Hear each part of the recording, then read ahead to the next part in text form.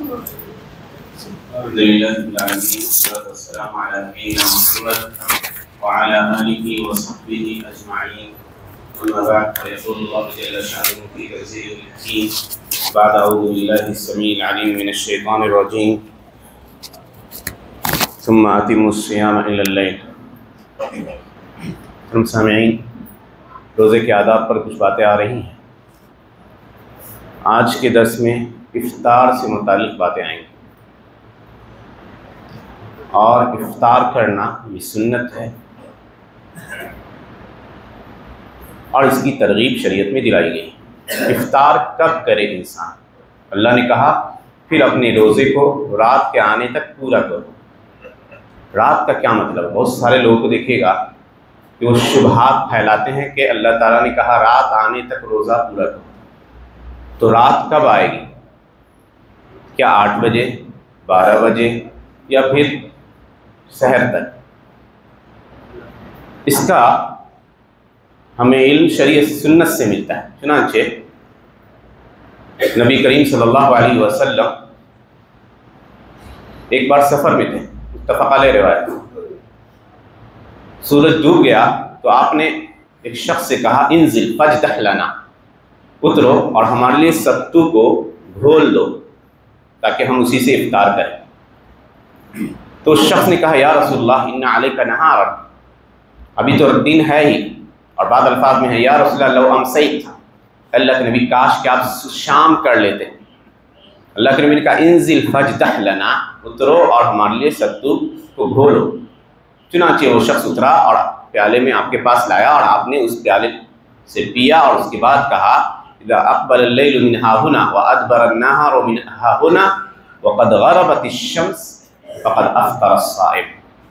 کہا کہ رات جب سامنے سے مشرق سے آ جائے اور دن ڈوب جائے، مغرب سے سورج ڈوب جائے، تو روزے دار کو چاہیے کہ وہ افطار کر لے. تو رات کی آمد کی شروعات سورج کے ڈوبنے سے ہوتی ہے، جیسے کہ رات کا خاتمہ ہوتا ہے صبح صادق کے طلوع ہونے سے، گرچہ تھوڑی تاریکی رہتی ہے. تو آپ اس وقت کو یہ نہیں کہہ سکتے ابھی رات ہے. فجر کی نماز پڑھنے کے بعد جائیں، اس کے باوجود ہلکی پھلکی تاریکی رہتی ہے، اس کو غلط کہا گیا ہے. تو اس کا مطلب یہ نہیں کہ وہ رات ہے. اس مفہوم کو صحابی نے بھی نہیں سمجھا، اور اسی لیے ایک پہلو کی طرف میں اشارہ کرتا جاؤں، گرچہ اس کا موضوع سے بہت زیادہ تعلق نہیں ہے. شام کا جو مفہوم ہے ہمارے ہاں وہ سورج ڈوبنے کے بعد ہے. اور جب آپ عربک کی جو بڑی بڑی ڈکشنریاں ہیں کھولیے گا تو شام کا مفہوم دیکھ کے چونک جائیے گا. یعنی ہم لوگ شام کی دعائیں جنرلی پڑھتے ہیں مغرب کی نماز کے بعد، یہ عمل ہے. لیکن حقیقت یہ ہے کہ اس کا وقت عصر کے بعد سے شروع ہوتا ہے، غروب کے شمس کے بعد، غروب شمس تک. اور علامہ فیروز آبادی مشہور لغوی گزرے ہیں، تاج العروس ان کی کتاب ہے، القاموس المحیط ان کی کتاب ہے. اسی طرح علامہ زبیدی جن کی کتاب تاج العروس ہیں، ان لوگوں نے لکھا ہے کہ عربی میں لفظ مسا کہتے ہیں شام کی شروعات سورج کے زوال کے بعد سے ہوتی ہے. شروعات یاد رکھیں، زوال شمس کے بعد سے سورج کے ڈوبنے تک ہوتا ہے. تو افضل یہ ہے صبح شام کی جو دعائیں پڑھتے ہیں اس میں بھی کوشش کیجیے عصر کے بعد پڑھنے کا معمول بنائیے، کیونکہ سورج ڈوبنے سے عربی زبان کے اعتبار سے رات کی شروعات ہوتی ہے. تو یہ کچھ کہہ دیجئے، یہ چیزیں لوگوں کے ذہن میں بیٹھی تھیں کہ رات آنے کو وہ شام کہتے تھے. اسی لیے صحابی نے بھی کہا کہ شام کر لیتے اللہ کے نبی. بہرحال کوئی شخص اگر مغرب کے بعد بھی پڑھتا ہے تو انشاءاللہ کوئی دقت نہیں ہے، لیکن افضل وقت اس کا عصر کے بعد ہے. اور پھر شیخ سلیمان الرحیلی وغیرہ ہم لوگ ان کے درسوں میں بیٹھا کرتے تھے، تو بسا اوقات یہ ہوتا تھا کہ وقت نہیں ملتا تھا، پورے درس میں ٹائم گزر گیا. تو پوچھا ان سے کہ ہم لوگ مغرب کے وقت پڑھتے ہیں، کیا اس میں حرج ہے؟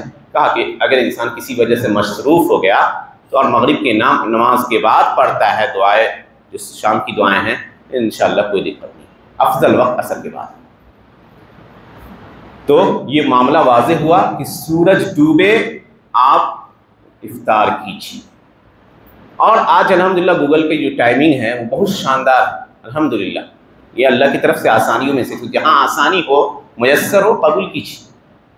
خواہ مخواہ انتظار نہیں کیجیے کہ ابھی انتظار کر لے رہے ہیں، احتیاط کر رہے ہیں، یہ صحیح نہیں.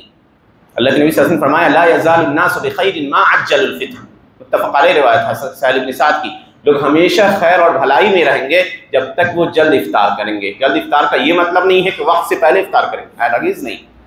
یہ لوگ دھوکے میں پڑے جو لوگ کہتے ہیں کہ فلاں لوگ جو ہے جلد افطار کر لیتے ہیں، اپنے وقت سے پہلے کر لیتے ہیں۔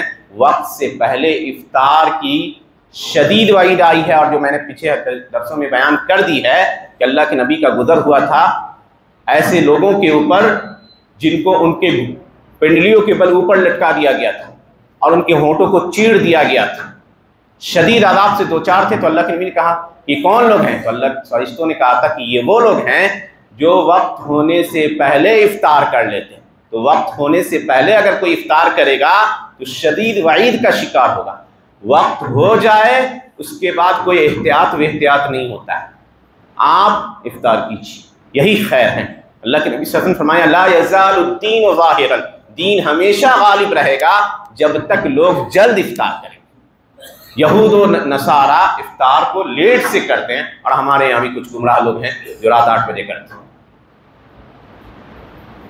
کہا 3 چیزیں نبوت کی صفات میں سے ہیں، افطار کو جلدی کرنا، سحری کو لیٹ سے کرنا، اور دائیں ہاتھ کو بائیں ہاتھ پر نماز میں رکھنا۔ کہا یہ نبوت کی صفات میں سے۔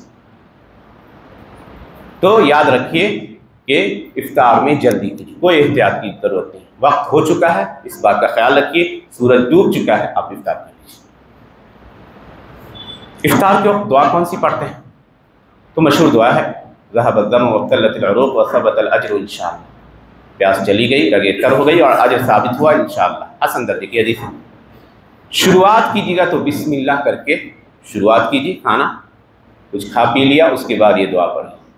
بہت سارے لوگ اس میں بھی کنفیوژن کا شکار ہوتے ہیں، کوئی کنفیوژن نہیں، بسم اللہ کر کے ہر کھانے کی شروعات ہمیں حکم ہے کہ بسم اللہ کر کے کھائیں، تو بسم اللہ کر کے شروعات کیجیے، اور جب کھا پی لیجیے تھوڑا تو آپ یہ دعا پڑھ لیجیے، اب انشاءاللہ اجر کو پا گئے۔ کچھ اور بھی دعائیں آئی ہیں لیکن یہ مشہور دعا ہے، صحیح۔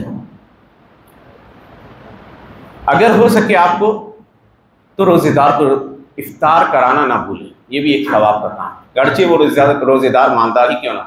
اللہ کے نبی صلی اللہ علیہ وسلم فرمایا من فطر صائما کان له من الاجر مثل اجرہ غیر انہ لا ينقص من اجر الصائم شیء، جو کسی روزے دار کو افطار کراتا ہے اس کو اتنا ہی اجر ملے گا جتنے روزے دار کو ملے گا، لیکن روزے دار کے اجر میں سے کوئی کمی نہیں کی جائے گی۔ اسی طرح افطار کرتے وقت دعا کا اہتمام کرنا نہ بھولیں۔